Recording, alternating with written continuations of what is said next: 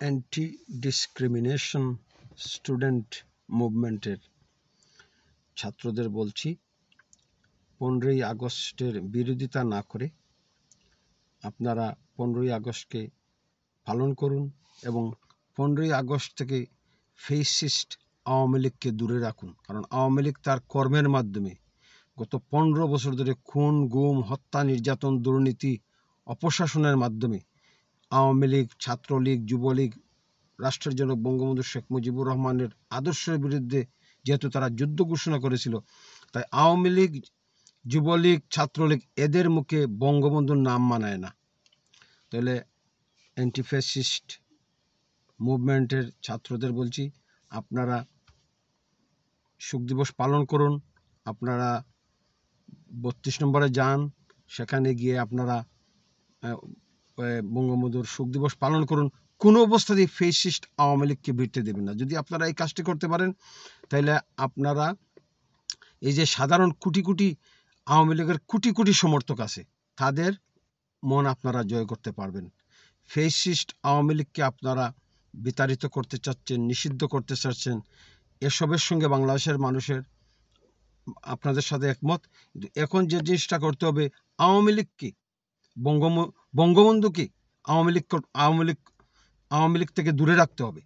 বঙ্গবন্ধুকে সার্বজনীন করতে হবে, যেহেতু বঙ্গবন্ধু এখনো রাষ্ট্রের জনক সাংবিধানিকভাবে। তাই অ্যান্টিফ্যাসিস্ট মুভমেন্টকেও বঙ্গবন্ধুকে সম্মান করতে হবে। কারণ বঙ্গবন্ধুকে অসম্মান করে, বঙ্গবন্ধুর এই 15ই আগস্টের বিরোধিতা করে আপনারা জনগণের সবার মন জয় করতে পারবেন না। ওইখানে মন জয়ের কথাও না, যেহেতু আপনারা শিক্ষিত, বিভিন্ন ইউনিভার্সিটির স্টুডেন্ট, আপনারা ভালো করেই জানেন সাংবিধানিকভাবে বঙ্গবন্ধু এখনও জাতির জনক, রাষ্ট্রের জনক। তিনি এদেশের জন্য স্বাধীনতার ডাক দিয়েছিলেন, 13 বছর জেল কেটেছিলেন। তার হত্যাকাণ্ডের দিনের বিরোধিতা আপনাদের করা উচিত হবে না। যেভাবে বিএনপি জামাত বঙ্গবন্ধুর হত্যাকাণ্ডের 15ই আগস্টের প্রোগ্রামের বিরোধিতা করেছে, আপনারা বিএনপি জামাতের মতো হবেন না। কারণ জামাতকে বঙ্গবন্ধু নিষিদ্ধ করেছিলেন দেশ স্বাধীনের পরে যুদ্ধাপরাধের দায়ে। এরপরে জিয়াউর রহমানকে বঙ্গবন্ধু করেছিলেন, বিশিষ্ট উপাধি দিয়েছিলেন। জিয়াউর রহমান সবসময় বঙ্গবন্ধুর বাড়ি থেকে বসে থাকতেন, এইসবের অনেক হিস্ট্রি আছে। তাহলে আপনারা বঙ্গবন্ধুকে সম্মান করুন। আপনারা যে স্বপ্নের জন্য, যে আদর্শের জন্য বিপ্লব ঘটিয়েছেন, জীবন দিয়েছেন, ত্যাগ করেছেন, বঙ্গবন্ধুর সেই আদর্শ প্রতিষ্ঠার জন্য, সামাজিক সুবিচার ভিত্তিক সাম্য সমতার বাংলাদেশ প্রতিষ্ঠার জন্য বঙ্গবন্ধু পাকিস্তানিদের বিরুদ্ধে লড়াই করেছিলেন।